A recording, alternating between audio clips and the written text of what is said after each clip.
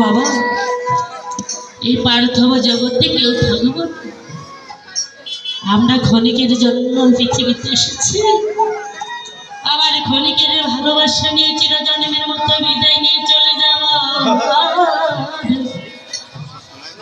ভগবান বলেছে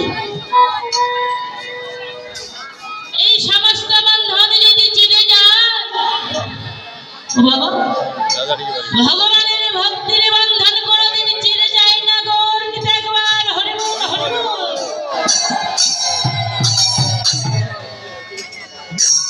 ভগবানের ভক্তির বন্ধন বাবা চিরদিন রয়ে যায়, ভক্তির বন্ধন ছিল না।